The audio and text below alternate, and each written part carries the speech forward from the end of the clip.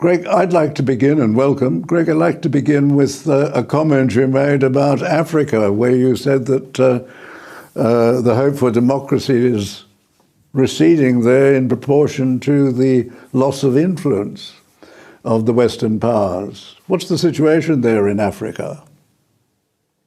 Well, it is not something which was unforeseen. We've been witnessing the decline in Western powers' influence in Africa for the past decade or more, and the rise of the People's Republic of China's influence there.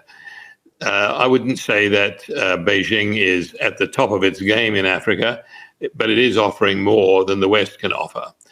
But almost exactly 3 years ago, I wrote a report saying that the respect for the democratic processes in Africa was now at an end, and we were back to an era of coups d'etats as a form of governmental change, shall we say. So that situation has really come to pass. The last 3 years have seen a lot of African countries changing their government or retaining their government through the falsification of elections, the use of military and police force to intimidate voters and the like. We saw it in the Nigerian presidential elections on February 25th. And particularly, we've just seen it in the Sierra Leone presidential elections of June 24th.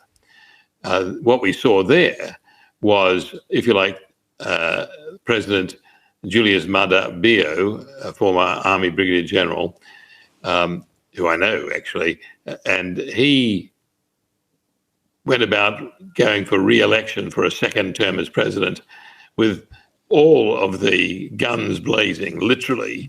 There were 3 or 4 attempts to assassinate his principal opponent, Dr. Samora Kamara.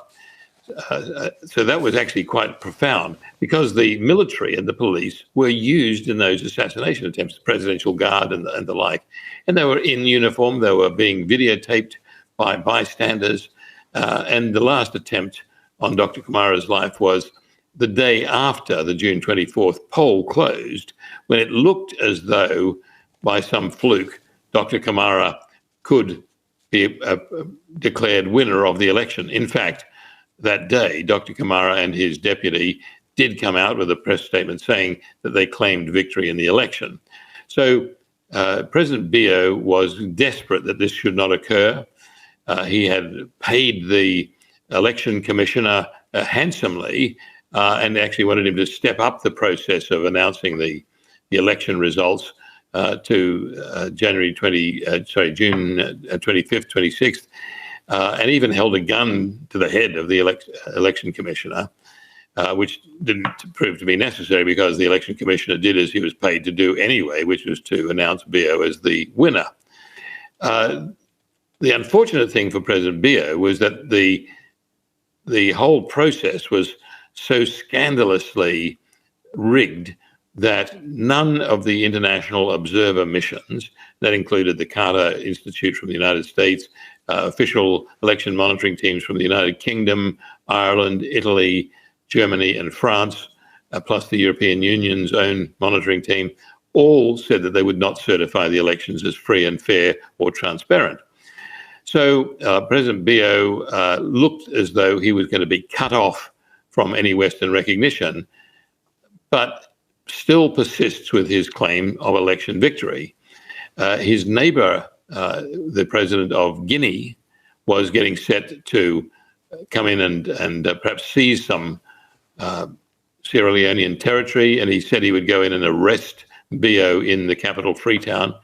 That didn't happen, but President Bio did go to Conakry, the capital of Guinea, to negotiate with the interim president of Guinea, who is also a military president.